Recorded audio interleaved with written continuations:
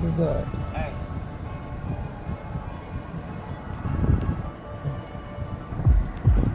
Hey, get your numbers up. I had to get my... Alright, good morning, ladies and gentlemen. Let's switch the camera again. Good morning. Welcome to the Morning Glory. My name is Eddie Law. Eddie Law. Yeah, I can't even talk this morning. Jeez. Alright. So, of course, I'm going to talk about everything MMA. But first thing I got to talk about is this. I don't know if you guys have seen this Pokemon Go thing. It's the dumbest shit ever. But I find it funny because, look, it's what, 5:40 in the morning here in Phoenix. And I already saw like two cars pulling, like stop. And there's people staring at their phones. Just in the middle, not in the middle of the street, but they had to pull over to the side. And they're like poking at their phone over and over again.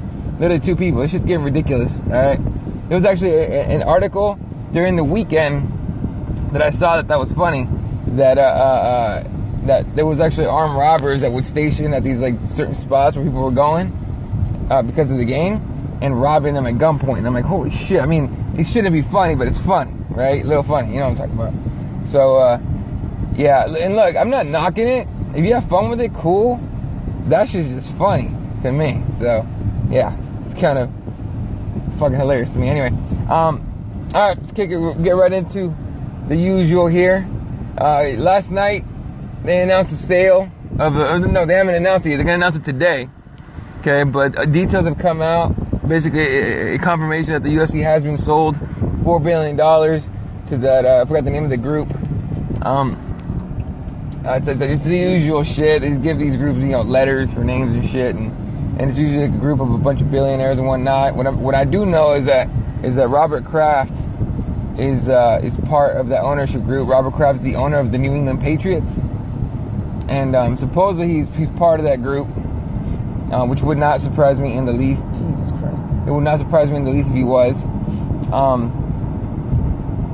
You know, Dana White's buddy and all that stuff, and he's seen the UFC grow as well, at least a little bit, and of course having Dana White in your ear the whole time probably doesn't, you know, hurt.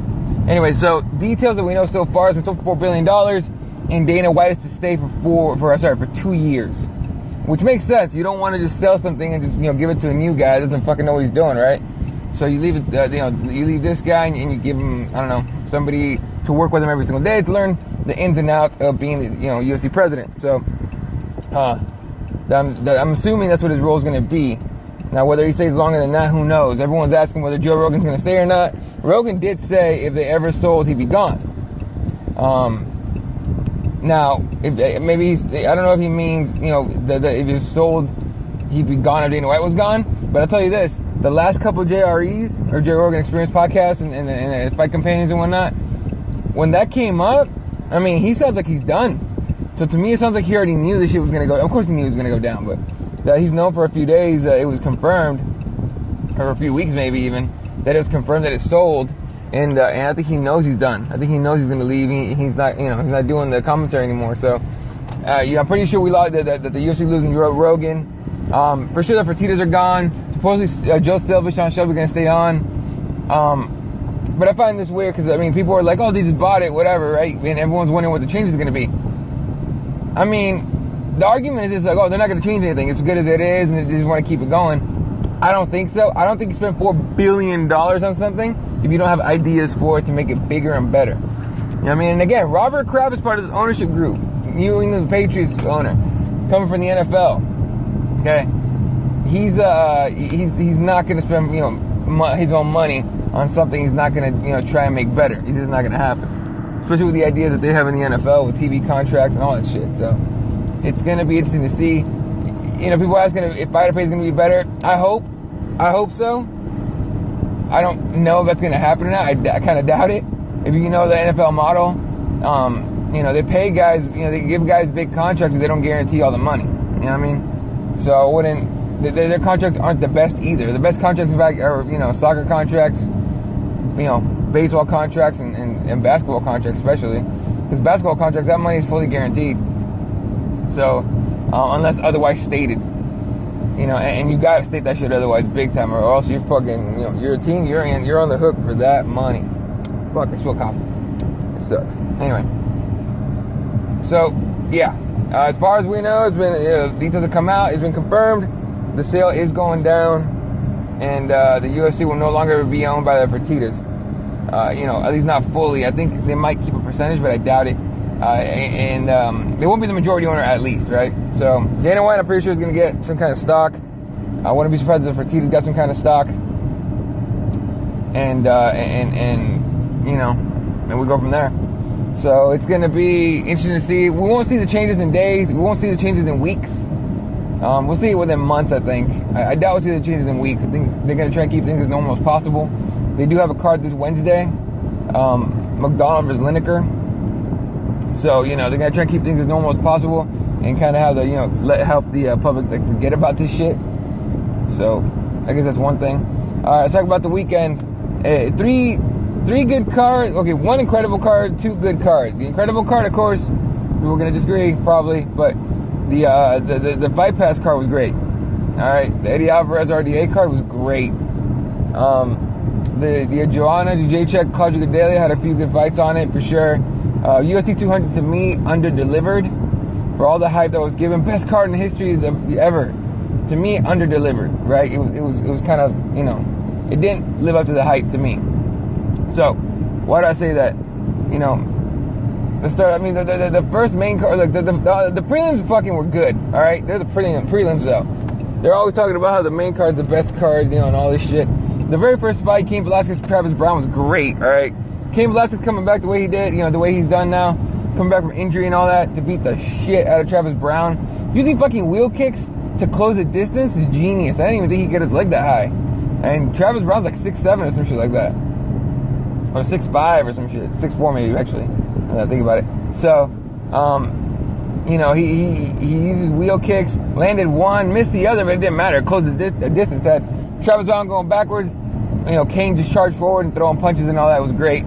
The next fight, Frankie Edgar versus Jose Aldo, it was a good fight if you're talking about Jose Aldo.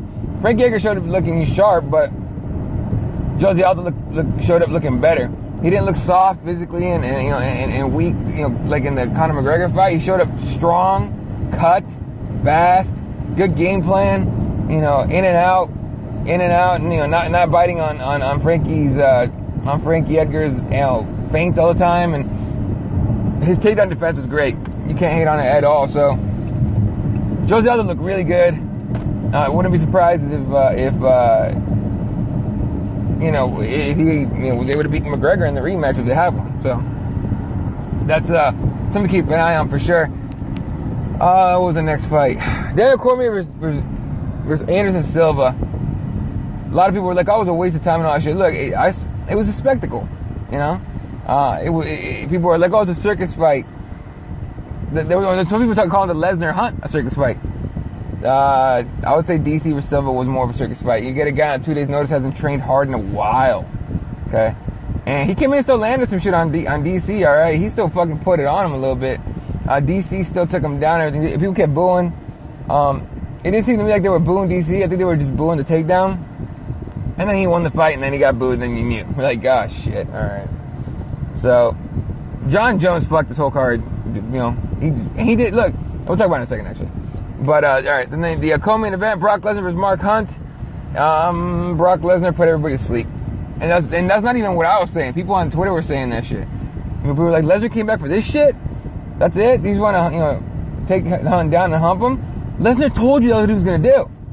Lesnar said, I'm either going to get knocked out by Mark Hunt or I'm going to take him down and pound him out. Like, he said that shit, that's what he was going to do, so he went out and did it. So we can't really knock Brock Lesnar for doing what he said he was going to do. So, people get mad at Brock Lesnar for taking Hunt down repeatedly and beating the shit out of him on the ground. Can't really knock him for that. Stipe did it. You know what I mean? So, going from here, what happens to Brock Lesnar? I don't think we're going to see him again. I mean, we might, but it won't be for a while. He's got... Excuse me. Oh, shit. Did not get enough sleep last night. He's got some WWE thing. I think SummerSlam said it. He said at the presser. SummerSlam or something. He's got something. Anyway. And so he's going to be busy with WWE for a minute. So was he going to come back soon? And who's going to fight? And all that stuff. Does he want to fight for a title? Does he want Kane? Whatever.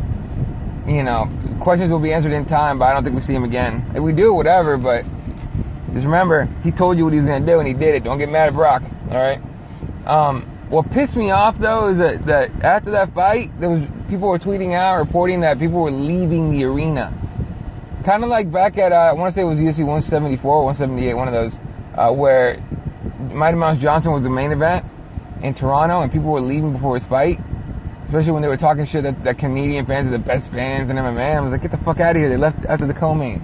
It's bullshit. So, they left before Miesha Tate and Amanda Nunes' fight, which is fucking disappointing. It's irritating to me because I'm just like, really?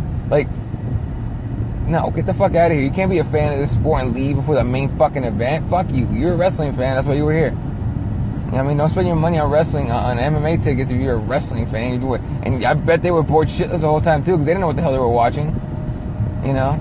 So, I don't know. At least most of them didn't know what they were watching. I know a lot of pro wrestling fans that are big MMA fans and they didn't know the sport. So, I can't fucking say, generalize like that. But I will say a lot of them. Alright? And a lot of people left for the main event. Now, the main event, Miesha Tate versus Amanda Nunes for the bantamweight women's title. That was a weird fight.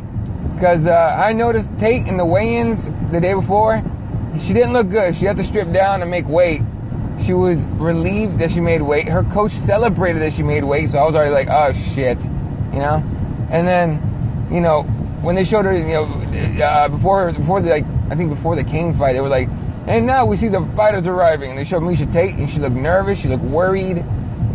She looked just like, her demeanor was gone. She looked weak already, mentally. This is the way, by body language, okay? So, then her walk to the octagon, it's the same thing. Same fucking thing. Not excited to be there. It seemed like she didn't want to be there. Like she was being forced to be there. Like she was forced, right? At the fake weigh-ins, she faked, toughness and shit. Who else did we see do that? Ronda Rousey did that for a whole, preacher's daughter bullshit. And, she tried to touch me. She tried to swing on me at the weigh-ins, and then she got fucking knocked out. You know what I mean? Stuff like that was, to me was like hints. I'm like, oh shit, this girl's gonna get fucked up. And what happened? She gets fucked up. So to me, Tate didn't look like she was even close to 100%. I think there might have been an injury. Maybe she was, gassed out, hurt from the tough weight cut. She does have a tough weight cut, and she might have tried to do it in one day, maybe, in very little time. So I think the weight cut has something to do with it. Possibly an injury. Definitely mentally fucked her up though, and I think she just had nothing for her. Meanwhile, Nunes' punches, by the way, were freaking firecrackers. Every time she landed a hard shot, you heard that shit. It was a pop. Her punches were popping. It was a flawless performance. Okay, flawless. Every time Miesha Tate tried to take her down, Nunes was like, nah, I'm gonna punch you in the face some more. Fucked her up, beat her up for a round, ended that fight. So, I guess at least Brazil still has a champion of some sort. They had RDA and he fucked it up. Not really. He actually showed up looking really good, and Alvarez just went through him. It was crazy. I did not think that was going to happen. I thought for sure it was going to be a long fight. I thought if Alvarez was going to win, it was going to be a long fight. If RDA was going to win, it was going to be a short fight. But went the other way around. Short fight, Alvarez wins, knockout. It was pretty sick. So overall, International Fight Week was alright. It seemed like it was, look, from people that I know, because I know I had some of my teammates go down there for jiu-jitsu to compete. I have a couple of silver medals, and I think a couple winners, first places, I'm not sure. One of my boys got promoted on the podium, which I thought was legit as fuck. He got his blue belt, so I thought it was legit. Anyway, so it's Fight Week seemed to be pretty good. And Dave Madden was out there. If you guys don't follow, I think it's at Dave Madden MMA. He was on MMA Junkie. That was pretty cool. He was all over the place. Dude was everywhere. It's pretty cool. He definitely had a fucking hell of a time in Vegas for a week, so good for him. And John Jones, man, he fucked UFC 200. He really did. I didn't think it was going to be... I thought for sure that the card was going to be just fine without him. Even if they pulled Dana Cormier, I thought, dude, these 4 fights right here are big. They're going to show up, especially when they know that, when they know that they're going to be the ones that carry the card. John Jones pulling out of that fight was awful. It just fucked that card up. And I mean, you could tell from, like, Dana White's expression and everybody else that card was deflated when John Jones tested positive, so... when the news came out, because they'd known that since June 16th, apparently. Or since a little bit after June 16th. Anyway, so, Did Miesha Tate feel the weight of being a main event on UFC 200? I want to say yes. Did she, was she able to handle the pressure? I don't think she was. I think maybe that's part of the reason she just fought like shit. She looked slow. She looked weak. She didn't move like she normally does. What the fuck are you doing? And she didn't move like she normally does. And she looked like she didn't want to be there. Like she didn't want to be there fighting at all. So, to me, it was a weird card. It definitely didn't live up to expectations. Not to all the hype of being labeled the best card ever. I mean, they should have said the best card ever on paper. And honestly, as fight fans, we need to understand that shit. They put the card together, and it looks great. It's just on paper, it looks great. We don't know what it's gonna be like until the fights are done. Obviously, right? We've had some, pay-per-views be fucking awful, and then we've had some. Fuck, motherfucker. We've had some fights, be alright. So, like some free cards be good, or better than pay-per-views. This motherfucker's gonna get crazy.